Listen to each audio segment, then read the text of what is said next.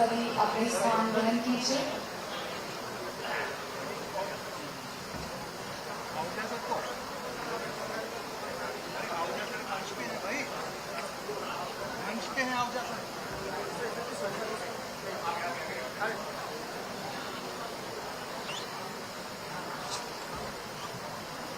कार्यक्रम का शुभारंभ प्रेरणादायी पंक्तियों के साथ करना चाहूंगी। अंधेरे के रात से प्रकाश की ओर आओ, मिलकर चले विकास की ओर। मंजिलों की तलाश में ना उम्मीद ना हो, चलो कदम बढ़ाएं एक नए विश्वास की ओर। सुप्रभात, नमस्ते, मैं शिवाली हुंडी आप सभी का इस गौरवपूर्ण ऐतिहासिक एवं अविस्मरणीय अवसर पर सभी का हृदय की गहराइयों से हार्दिक स्वागत, अभिनंदन, आभार व्यक्त करती हूँ। हम अपने मध्य उपस्थित आदरणीय श्री नितिन नवीन जी, राष्ट्रीय अध्यक्ष भारतीय जनता पार्टी, यशस्वी मुख्यमंत्री श्री पुष्कर सिंह धामी जी, माननीय तकनीकी एवं उच्च शिक्षा मंत्री डॉक्टर धन सिंह रावत जी, माननीय प्रदेश अध्यक्ष महेंद्र भट्ट जी, माननीय कुलपतिगण, सभी विशिष्ट अतिथियों, राष्ट्रीय स्वयं सेवक संघ के सम्मानित सदस्यों, गणमान्य व्यक्तियों एवं सभी अतिथियों का हार्दिक स्वागत करते हैं। आपकी गरिमामय उपस्थिति एवं हमें अपना अमूल्य समय देने के लिए हम आपके हृदय से कृतज्ञ हैं। भारतीय संस्कृति में प्रत्येक शुभ कार्य का प्रारंभ ईश्वर की आराधना एवं दिव्य ज्योति के साथ करने की परंपरा है। इसी मंगल भावना के साथ अब मैं विनम्रता पूर्वक हमारे आदरणीय मुख्य अतिथि श्री नितिन नवीन जी एवं मंचासीन सभी विशिष्ट अतिथियों से दीप प्रज्वलन हेतु आगे आने का सादर अनुरोध करती हूँ। तालियों की गूंज के साथ सभी इस पावन दीप प्रज्वलन समारोह का स्वागत करें।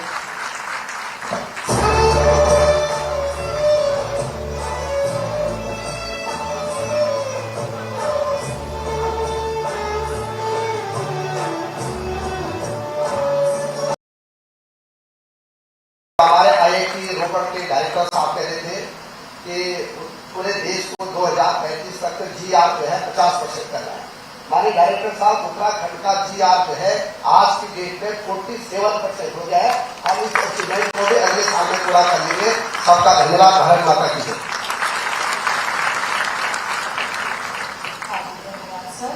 हमारे बीच उपस्थित उत्तराखंड के माननीय मुख्यमंत्री श्री पुष्कर सिंह धामी जी ने जुलाई 2021 में राज्य की कमान संभाली और 21 मार्च 2022 को लगातार दूसरी बार मुख्यमंत्री चुने गए, जो उत्तराखंड के इतिहास में पहली बार हुआ है। माननीय धामी जी अपनी जन केंद्रित दृष्टि, पारदर्शी शासन और विकास प्रधान नीतियों के साथ उत्तराखंड को नई ऊंचाइयों पर ले जा रहे हैं और राज्य को समृद्धि, स्थिरता और समावेशी विकास की ओर अग्रसर कर रहे हैं। हम आमंत्रित करते हैं माननीय मुख्यमंत्री जी को वे मंच पर आए और अपने विचार हम सभी से साझा करें।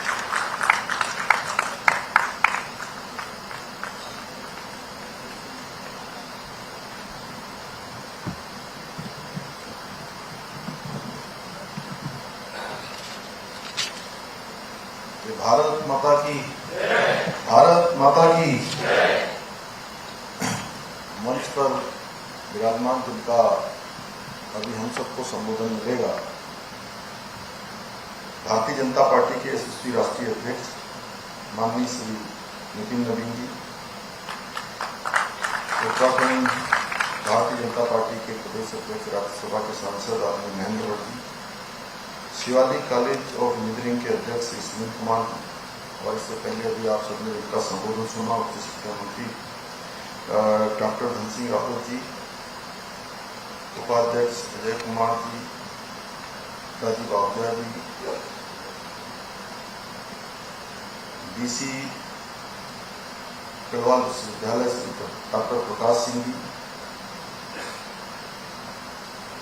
वीर माधव सिंह भंडारी तकनीकी विश्वविद्यालय के कुलपति प्रोफेसर कृपा ठाकुर जी एवं सभी निदेशक IIT रोपड़ श्री राजीव आहूजा जी और हमारे सामने बहुत सारे महानुभाव और एक से एक इनको मैं अनेक कार्यक्रमों में सुनता हूँ, देखता हूँ, उनकी विशेषताएं हैं और बहुत सारे अनुभव और अलग अलग क्षेत्रों में अलग अलग योगदान है। प्रोफेसर सुरेखा टंडवाल जी हैं, हमारी टंडवाल जी हैं, विश्वास ड्राइवर जी, हमारे यूकॉस्ट के डायरेक्टर प्रोफेसर दुर्गेश पंत, हमारे अभिभावक आदरणीय सुरेंद्र मित्तल जी, विनय रघुला जी, हमारे इंस्टीट्यूशन के श्री अजय कुमार जी और यहाँ के लोकप्रिय विधायक श्री सहदेव सिंह पंडित जी, विकास नगर क्षेत्र के लोकप्रिय विधायक बहुत वरिष्ठ नेता मुन्ना सिंह चौहान, कैंट क्षेत्र की लोकप्रिय विधायक आदरणीय सविता कपूर जी, हमारे पार्टी के अध्यक्ष नीता सिंह जी और वहाँ से बिहार से आज हमारे बीच में अतिथि के रूप में यहाँ आए हैं, रेगा के चेयरमैन हैं, मैं उनका भी बहुत स्वागत करता हूँ। और सभी अतिथि के नाम लूँगा तो वैसे मोहन जी से लेकर तमाम हमारे, मैं सबका नाम जानता हूँ बहुत सारे लोगों का, इसलिए मैं आप सभी का अपनी ओर से बहुत स्वागत करता हूँ, अभिनंदन करता हूँ। और भाई बहनों, आज हम सभी के लिए बहुत हर्ष का विषय है कि आज हमें इस महत्वपूर्ण विचार गोष्ठी में विश्व के सबसे बड़े राजनीतिक संगठन भारतीय जनता पार्टी के यशस्वी राष्ट्रीय अध्यक्ष आदरणीय नितिन नवीन जी का सानिध्य एवं मार्गदर्शन प्राप्त हो रहा है और मैं चाहूंगा कि एक बार मेरा तालियों से स्वागत करें। उनकी आयु भले ही कम हो लेकिन उनका अनुभव बहुत बड़ा है और मात्र 25-26 साल की उम्र में ही वो सबसे जनप्रतिनिधि, तब से विधायक के रूप में काम कर रहे हैं। अनेक राज्यों में उन्होंने देश के काम किया है, भारतीय जनता पार्टी में, युवा मोर्चा में, और जनप्रतिनिधि के नाते हो या प्रशासनिक समन्वय बनाना हो, सब में उनका एक बहुत बड़ा अनुभव है। और पिछले आज तीसरा दिन हो गया है, पिछले 3 दिनों से उनका सानिध्य हमको यहाँ प्राप्त हो रहा है और सच में आप लोग देख रहे होंगे कि एक बड़ा उत्साहपूर्ण वातावरण पिछले 3 दिनों से राज्य के अंदर निर्मित हो रहा है। तो मैं उनका भी आप सबकी तरफ से, अपनी तरफ से बहुत स्वागत करता हूँ, अभिनंदन करता हूँ। और आज इस सभागार में डॉक्टर्स हैं, इंजीनियर्स हैं, शिक्षाविद हैं, अधिवक्तागण हैं, व्यापारीगण हैं, समाजसेवीगण हैं और जिनको भी समाज का प्रबुद्धजन कहा जाता है, वो सभी आज यहाँ पर उपस्थित हैं। पूज्य हमारे महाराज जी भी हैं, आपकी उपस्थिति के साथ साथ मैं प्रणाम करता हूँ। और आप सभी अपने अपने क्षेत्रों में आप सबका बहुत बड़ा अनुभव है, ज्ञान है, सेवा भाव और संकल्प के माध्यम से आप सब समाज को लगातार सशक्त बनाने का काम कर रहे हैं, बल्कि देश और राज्य की प्रगति में, उसके विकास में अपना बहुत महत्वपूर्ण योगदान दे रहे हैं। और सच में ये कहा जाए कि आप सभी आदरणीय प्रधानमंत्री जी के विकसित भारत 2047 के संकल्प को साकार करने वाले अग्रदूत हैं, तो इसमें कोई अतिशयोक्ति नहीं होगी। मुझे पूरा विश्वास है कि आज इस मंच पर होने वाला ये सार्थक संवाद हम सभी को एक नई दिशा देगा, एक स्पष्ट विजन देगा। हम सभी मिलकर विकसित भारत 2047 के महान संकल्प को पूरा करने में अपनी भूमिका निभा सकेंगे। भाइयों बहनों, आदरणीय प्रधानमंत्री श्री नरेंद्र मोदी जी के नेतृत्व में रिफॉर्म, परफॉर्म और ट्रांसफॉर्म की नीति के साथ भारत आज विकास के नए नए कीर्तिमान स्थापित कर रहा है। हर क्षेत्र पर, हर वैश्विक मंच पर आज भारत की मांग बढ़ रही है, भारत का प्रभाव बढ़ रहा है। आज भारत न केवल निवेश के लिए अनुकूल वातावरण तैयार कर रहा है, बल्कि इंफ्रास्ट्रक्चर, शिक्षा, स्वास्थ्य, महिला सशक्तिकरण और सामाजिक न्याय जैसे क्षेत्रों में भी आज व्यापक परिवर्तन चारों ओर देखने को मिल रहा है। आदरणीय मोदी जी देश के ऐसे पहले प्रधानमंत्री हैं जिन्होंने भारत को विकसित राष्ट्र बनाने का संकल्प लिया है और इस संकल्प को साकार करने के लिए योजनाबद्ध तरीके से कार्य भी किया जा रहा है। आज भारत दुनिया का तीसरा सबसे बड़ा स्टार्टअप इकोसिस्टम खड़ा करने वाला देश बन चुका है। आज हमारे स्टार्टअप्स ग्लोबल इनोवेशन में भी हमारे स्टार्टअप्स अपनी पहचान बना रहे हैं। डिजिटल इंडिया ने आम नागरिक के जीवन को बहुत आसान बनाया है और तकनीकी को हर नागरिक तक पहुंचाने का काम हुआ है। आत्मनिर्भर भारत के अभियान ने देश को उत्पादन और विनिर्माण के एक हब बनाने का मार्ग भी प्रशस्त किया है। विश्व के आज बड़े बड़े देश भारत की तरक्की को देखकर अचंभित हैं कि कैसे भारत इतनी तरक्की कर रहा है कि एक सब्जी की दुकान वाला भी, एक महिला, और हम सब देखते हैं दीपावली के अवसर पर जो हम लोग बहुत सारे दिए इत्यादि उनके बनाए हुए खिलौने इत्यादि खरीदने जाते हैं, मूर्तियाँ खरीदने जाते हैं, तो देखते हैं कि यूपीआई के जरिए आज सीधे सीधे पेमेंट हो रहा है। और एक समय हमको वो भी स्मरण करना चाहिए जब प्रधानमंत्री जी ने 2014 में इस डिजिटल पेमेंट की बात करी थी, तो कुछ लोगों ने उस समय उसका उपहास उड़ाने का भी काम किया था कि ये कैसे हो सकता है, यहाँ तो इंटरनेट एक्सेस नहीं है, यहाँ लोगों के पास इतनी सुविधा नहीं है, लोग पढ़े लिखे नहीं हैं। लेकिन आज दुनिया का 50% से भी अधिक डिजिटल पेमेंट, डिजिटल काम हमारे देश में हो रहा है। आज देश के 55 करोड़ से अधिक लोग बैंकिंग व्यवस्था से जुड़े हैं। रक्षा का क्षेत्र हो, विज्ञान का क्षेत्र हो, कृषि, स्वास्थ्य, शिक्षा, ऐसी तमाम आधारभूत संरचना विकास का क्षेत्र हो, या अंतरिक्ष विज्ञान से जुड़े हुए भी यहाँ पर बहुत लोग बैठे हैं, भली भांति जानते हैं। अनेक ऐतिहासिक उपलब्धियां हों या वैश्विक स्तर के सम्मेलनों की सफल मेजबानी हो, आज भारत हर मंच पर अपनी एक गौरवशाली उपस्थिति दर्ज करा रहा है। भाइयों बहनों, आत्मनिर्भर, आधुनिक, समृद्ध और विकसित भारत के निर्माण में शिक्षा व्यवस्था की अपनी बहुत बड़ी महत्वपूर्ण भूमिका है। इसी उद्देश्य को ध्यान में रखकर आदरणीय प्रधानमंत्री जी के नेतृत्व में केंद्र सरकार ने नई शिक्षा नीति लागू करने का प्रावधान किया था। ये नीति केवल पाठ्यक्रम तक सुधार के तक सीमित नहीं रही, बल्कि वर्ष 2047 तक भारत को एक विकसित राष्ट्र बनाने के प्रधानमंत्री जी के स्वप्नों को साकार करने का भी माध्यम है।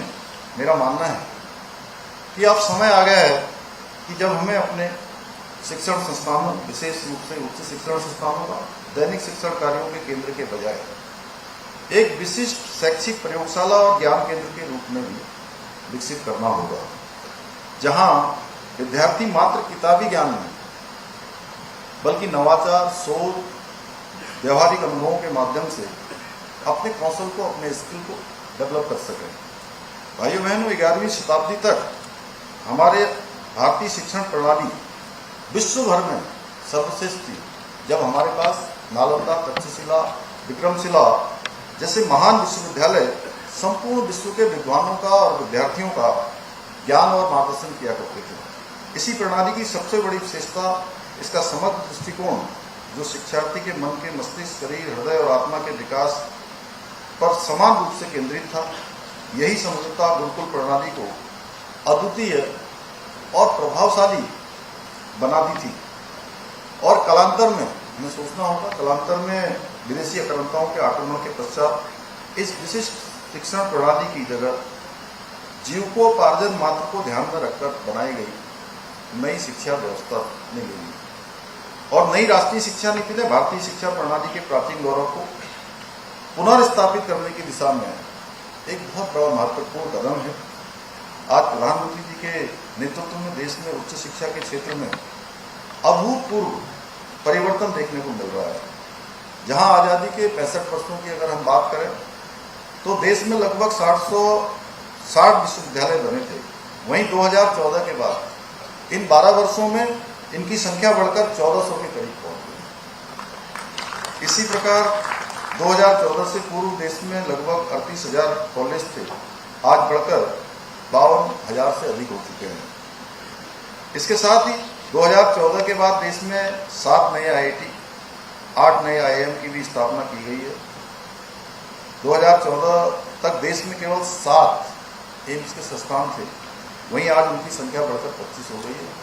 और मुझे आप सबको बताते हुए खुशी हो रही है आदरणीय अध्यक्ष जी के सामने कि हमारे राज्य में एक एम्स हमारा पहले से यहाँ ऋषिकेश में योग नगरी में पहले से ही जो है संचालित था।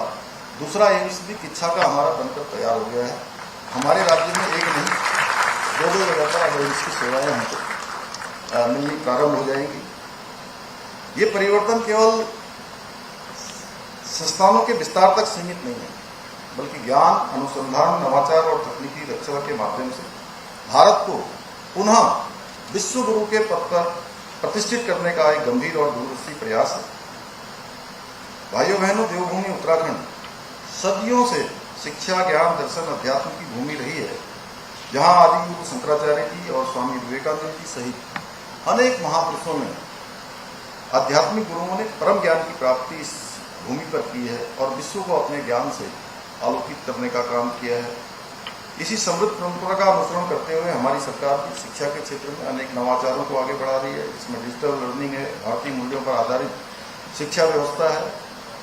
अपने शिक्षण संस्थानों में smart classroom, digital library, online learning, artificial intelligence और मशीन लर्निंग, डेटा साइंस जैसे अनेक पाठ्यक्रमों को हम जोड़ रहे हैं।